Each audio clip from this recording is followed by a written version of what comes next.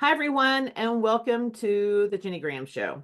And this week I have Zack Stoycoff, the executive director of the Healthy Minds Oklahoma, which handles all things mental health in Oklahoma, which is a pretty big issue at the moment. So thank you for joining me.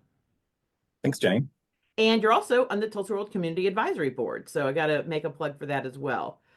So in the last few days, I know you have been hearing the same anxiety I've been hearing. And I'll just kind of break it down for people who haven't been completely aware. Some of this is my interpretation, I'll fully admit. The Department of Mental Health and Substance Abuse Services announced a while back that it needs, at the time, 65 million. There's a shortfall. It's now shifted to 40 million, 43. Lawmakers are hearing different things, but that rollout means a lot of services get cut. There are other solutions, but right now the solution that the department is coming up with is cutting pretty significant programs like COPES, programs that deal with treatment of people in drug court, that kind of thing. This is on top of the possible federal freezes of grants that help our state. And there's just, a lot of drama in there with crazy meetings at the department, some random firings and resignations. But overall, there's just this real unease. There's this anxiety. We're already hearing programs in rural Oklahoma close. So I'm going to throw it to you, Zack, and ask, how scared should Oklahomans be right now? I mean, what level of concern should we have? That's a great point, Jenny, and I'm happy to address that. And I think what we should remember right now, even if just for our own mental health, is that currently no major service cuts have happened. The notices sent out by the Department of Mental Health take effect later this month, and the legislature is extremely supportive of ensuring that those service cuts do not happen. That said, I would never disregard somebody's anxiety. I feel like that's a very valid reaction to the situation, the times that we're in right now. Here's the reality. The Federal Mental Health Agency, Substance Abuse Mental Health and Services Administration, has been consolidated into a larger healthcare agency, and a significant portion of its workforce has been cut. Meanwhile, there are significant grant funding questions and grant programs potentially to be cut with federal spending reductions. We know that Oklahoma has received about $750 million in grants from the Federal Mental Health Agency that have gone toward kids, tribes, rural communities. These are important programs that serve people. We are at risk of losing at least some of that money. That is a reality. Another reality is the Department of Mental Health is currently proceeding with budget cuts, despite that there is hope from the legislature for an intervention that prevents that. So when you say we're at risk of losing some of those federal funds, any sense of what that looks like, how much of that, or is it just everyone's waiting? Yeah, I think everybody is waiting. I think there are a number of large questions looming, such as how many of these federal grant programs from the Mental Health Agency are going to be cut, and also are existing grant dollars that have already been awarded and authorized by Congress going to be stopped by the administration, which is another question. On top of that, the federal Medicaid dollars, which support low income and safety net healthcare services across America, but in Oklahoma especially, certainly, that program may also be cut to some extent, which would create a budget strain for the state on top of the current budget strain and certainly threaten services. So can you give me some examples of what the federal funds pay for? Do they go directly to nonprofits? Do they pass through the state? What kind of programs are we talking about with that funding? Yeah, so with regards to the Federal Mental Health Agency and the Yes. grants that come down, so these are typically grants that fund substance use treatment or prevention of substance use, so evidence-based programs that keep people in recovery or prevent the adoption of addiction. We're also talking about school-based services for children and youth and families. We're talking about a lot of money going to tribes to support tribal communities, which are rural largely in Oklahoma, of course.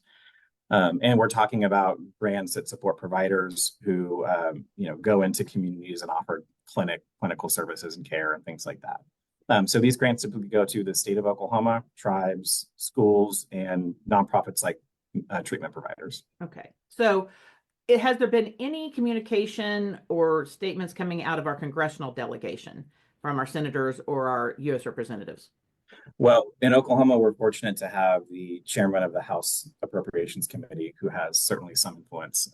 And so we're hopeful that the chairman certainly understands these issues. We think that he does, and there has been communication with his office. He has certainly come out publicly and said that he wants to do everything he can to protect vital Oklahoma programs, and at least in some areas, feels certain that we won't see cuts. But that doesn't speak necessarily to what's going on with the federal mental health grants, which is an ongoing conversation. Okay.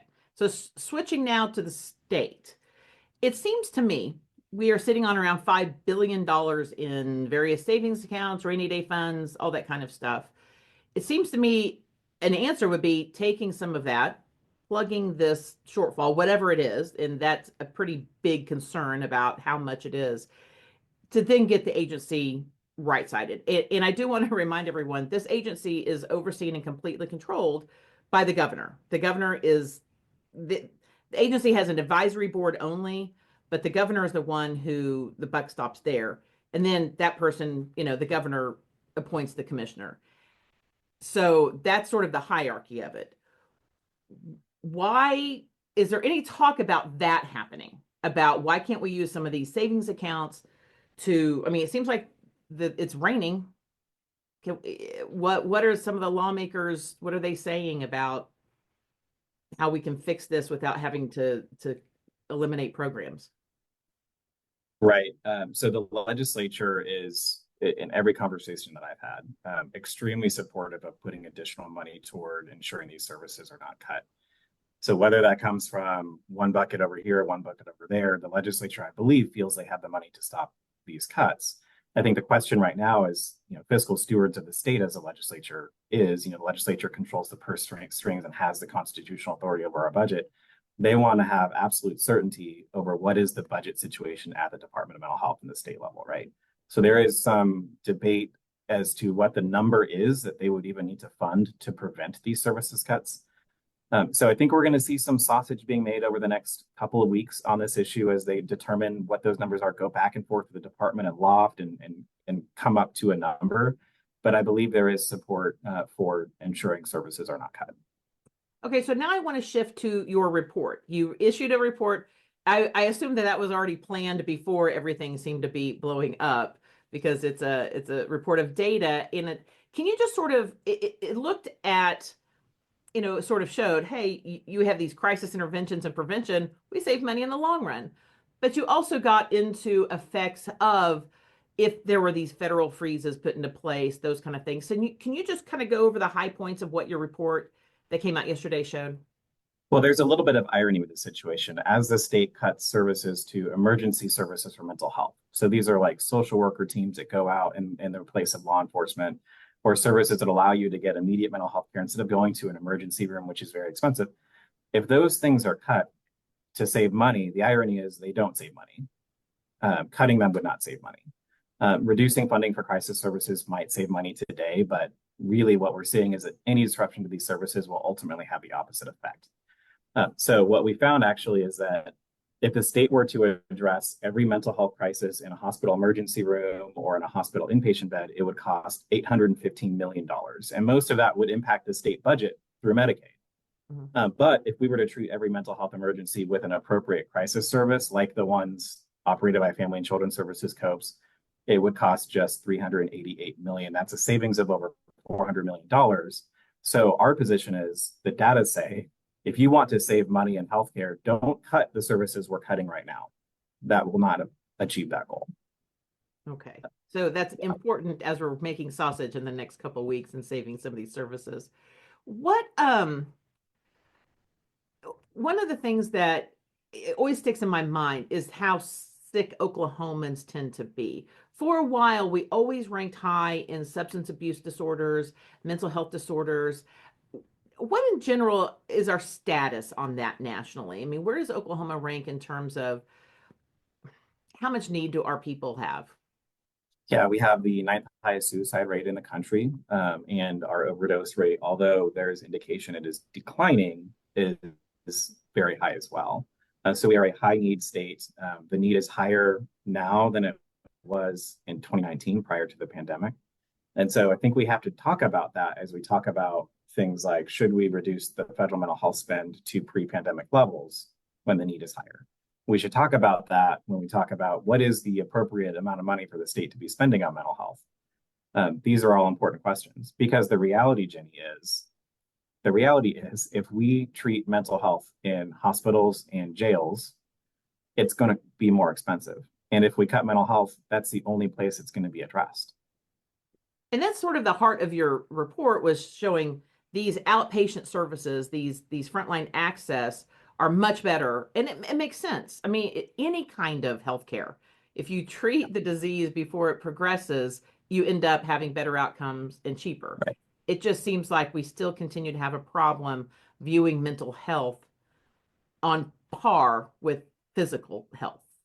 And that's, I think, what your report is getting at. So how do we find your report for people who want to read it?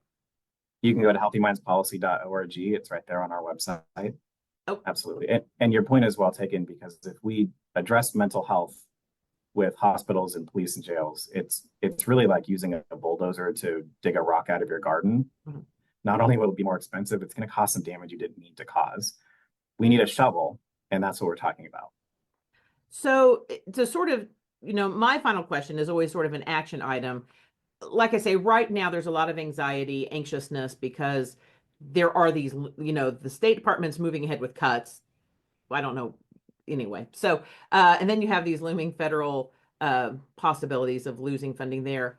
What does a person do? I mean, for a person who just feels helpless that they can't make change, what are some things that the average person can do to sort of help this?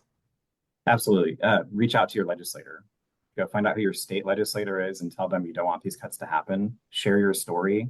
We've seen an outpouring on social media of people who have said, hey, COPE saved my life, or this substance use provider that is getting cut saved my life. And here's my story. That is so impactful. And I can tell you, I can count on both hands, if not need my feet as well, the number of times I've heard a legislator in the last 48 hours say, hey, I got a phone call with this story that almost brought me to tears. So people are listening, legislators are listening, and we need to tell those stories. That is very good news. So I encourage everyone to do that. And like with everything, I want to give the guests the last word.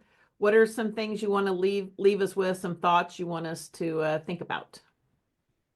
Yeah, I mean, here's a situation at the state level. The Department of Mental Health is trying to make their budget work. And it's hard to fault them for looking carefully at every contract to try to make their budget work. I think the reality of the situation we're in right now is that this issue is bigger than one agency's budget. This issue is something that impacts the agencies beyond mental health. It impacts local government budgets. And so it is entirely appropriate that the legislature get involved and that we ask our legislators to get involved. Absolutely. So thank you very much. Everyone read the report and follow this ongoing story in the Tulsa world. Thank you. Thanks, Ginny.